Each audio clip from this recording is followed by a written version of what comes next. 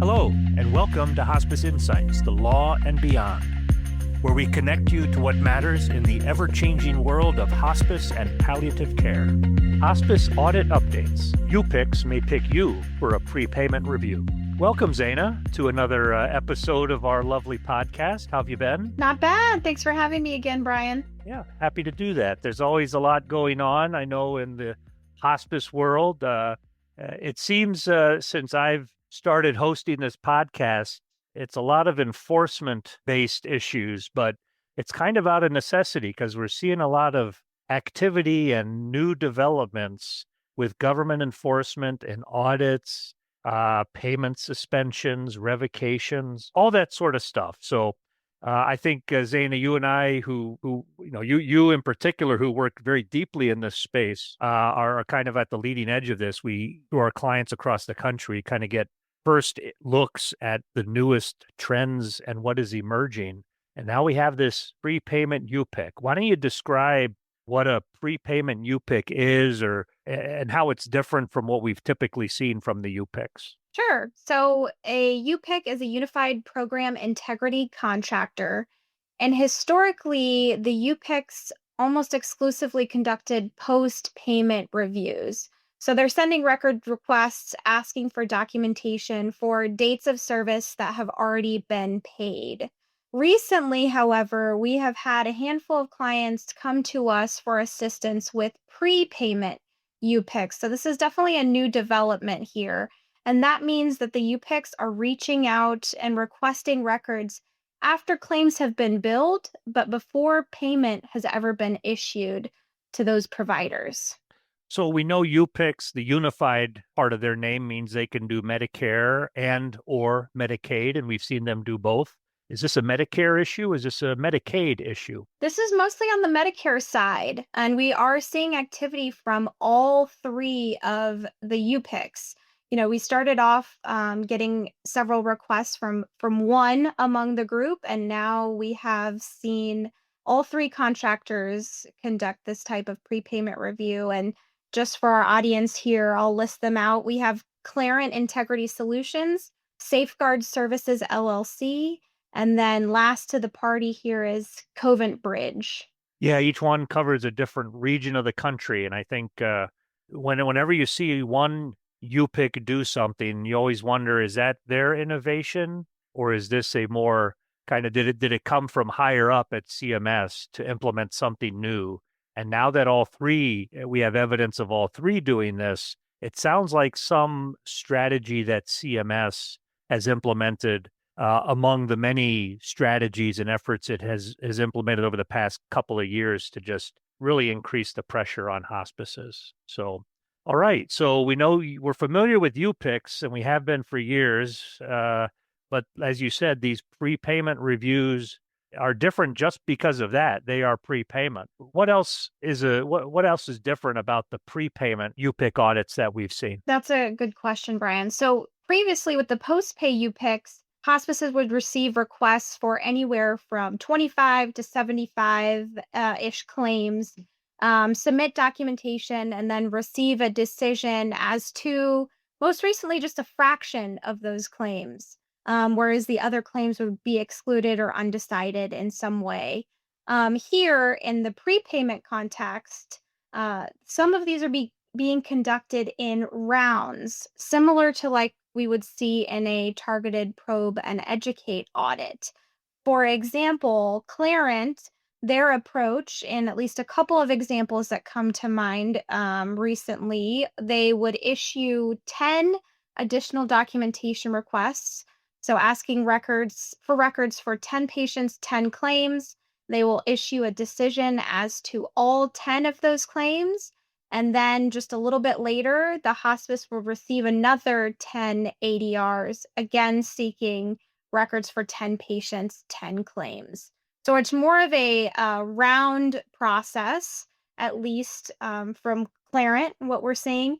Safeguard has taken a slightly different approach. They have been less inclined to go to conduct a review on a round basis than Clarent has. But like you mentioned, this is a different beast, a new type of audit. and all of the contractors, despite what we think might be a directive from CMS, is approaching this new type of audit just a little bit differently. All right. So, and Covent Bridge, the newest one to the game, I guess we're kind of waiting to see how they're going to approach this as well. So, from what we've seen, what are the results? I know, Zaina, our experience with Noridian type audits, when those started a few years ago, it was pretty routine to get a 90 to 100% error rate. That has come down a bit. So we can kind of see with other kinds of auditors, what's the range of an expected result? What have we seen with these prepayment UPICs in terms of the results as they've come in? So, from the perspective of Clarent and the audits that they're conducting, we have seen pretty high error rates, at least in round one. Whereas the hospices have fared better in round two. And we don't have a lot of insight into what's making the difference in between round one and round two. I'd like to take credit and say that it is our wonderful appeal documents that we're submitting after round one, but that is still somewhat of an unknown. Safeguard has been a little bit more inclined to approve claims, but have also seen some pretty high error rates in the Safeguard prepayment UPIC audits. And one thing worth noting, Brian, is that this type of review is distinct from some of the other prepayment reviews that we regularly help hospices with, in that it doesn't have a defined error rate threshold, at least not one that we know of. So unlike PPEO, EPR, and TPE reviews, we don't exactly know what error rate we're shooting for. And so we don't yet have great idea of whether or not a hospice will in fact proceed to a round two based on their round one results. We have some indication that if you're falling around the 50% error rate range after an initial round, you are most likely going to receive a second batch of ADRs and proceed into a round two. But it's really unclear what that threshold or cutoff is. And what happens after round two? Do we know yet, or where are we at with what happens next in this process? TBD. So we might have to regroup to do a follow-up podcast on this episode once we have more information. But so far, we have not seen a lot of follow-up actions. No very severe consequences, knock on wood, following a round two review. But it remains to be seen. Even though we're not seeing any type of follow-up audit yet, it's not outside the realm of possibility, and it certainly would not be outside of the contractor's discretion to make a referral to another auditor. We just don't know yet. Yeah, and we know UPICs have quite a bit of discretion and authority. UPICs are the ones who can do an extrapolation. They are the fraud investigators, so they work with other government enforcers to do those kinds of investigations. So they have a lot of authority, a lot of discretion. We haven't seen it play out, and it seems like our clients have fared pretty well in trying to get error rates down or at least trend in the right direction. So that's good news. But yeah, the rest of the story has yet to be told on what the bigger plan is with these prepayment UPICs. What else can you tell us about the prepayment UPICs? Is there any other kind of aspect of them that is different from your typical audit? I know in other cases we've seen more coordination between contractors, like a follow-on TPE following a Noridian audit. What about in these UPICs? Have we seen something like that here? Sure. So even though we don't yet have evidence of like a follow-up TPE, as you mentioned, we have seen some communication between these UPIC auditors and the BFCC QIOs.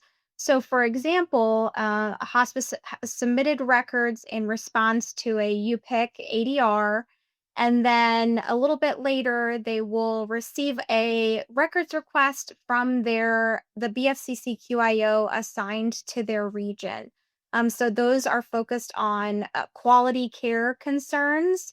It's a different type of review with a different appeal process, and it moves very quickly.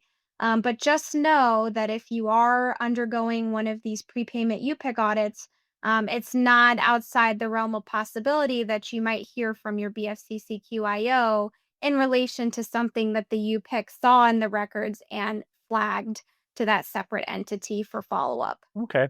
So let's say a hospice gets a notice from a UPIC and it's prepayment, and I think the default is they can expect maybe a round of 10 or 10 to 20 claims, something like that. What approach should they take in producing records, and once they get the results, how should they navigate that? So similar to any other type of audit, the first thing you want to do is make sure that you are producing responsive, complete, and organized medical records. That's going to help paint the picture of terminality of these patients and also hopefully avoid any of the documents being overlooked or misinterpreted by the reviewer. Another thing that you might want to consider, or that clients should consider in the prepayment context, is preparing a brief summary to put on the top of their ADR response. And that doesn't have to be anything elaborate or lengthy. It can be a fairly brief document that just pulls out some key data points that really highlight why the patient is terminally ill and why the hospice services provided during that period were reasonable and necessary. And this makes sense in the context of this new audit type, Brian, because we don't yet know what the long term implications of poor performance on a prepayment UPIC are. So it's definitely worth it to try to front load some advocacy here, get ahead of any potential clinical eligibility denials by feeding the reviewer some key information. And then another reason why that can give you a leg up is if any of those claims are denied, you can then flip that patient clinical summary and turn it into a redetermination request to jump into the administrative appeals process with both feet. Yeah, that's a similar approach that to what we take with TPEs, where your interest is in getting out of the TPE as soon as possible and get a low error rate, as opposed to really planning for the appeal process itself to be where you do all your winning or losing. So I know we've developed some tools depending upon who your MAC is for these patient summaries. So if you're encountering a prepay UPIC or a TPE for that matter, feel free to give Zaina or me a call. We can kind of talk you through the process and what's specific or particular about your situation. Describe some of the tools we use or we offer to clients to help them with that front end advocacy. So, Zaina, any final words of wisdom or guidance or hope out there in light of yet another twist on these enforcement efforts? Yeah, I would just say hang in there. There are a lot of really great hospices and folks who are very passionate about providing end of life care that are getting caught up in this very wide net being cast right now. And really great hospices are under scrutiny, just like the fraudsters out there. And so we're all riding this wave together. Brian and I are here to provide our insight whenever we can, and we encourage you all to reach out and take advantage of our capabilities and the knowledge that we've gathered from helping hospices through all different types of audits, including those that are new and still remain somewhat unknown. All right. Well, great, Zaina. Thanks for sharing the kind of the breaking news or the latest developments on the enforcement front. And thanks everybody for listening to the podcast. Check out our website. If you're not already signed up to or subscribed to the podcast, go ahead and subscribe to that. We got a lot of resources for you. And give us your feedback. Happy to hear from you. And if you have any ideas for a podcast episode you want us to tackle, we'd be happy to do that. Otherwise, take care. That's it for today's episode of Hospice Insights, The Law and Beyond. Thank you for joining the conversation. To subscribe to our podcast, visit our website at hushblackwell.com or sign up wherever you get your podcasts. Until next time, take care.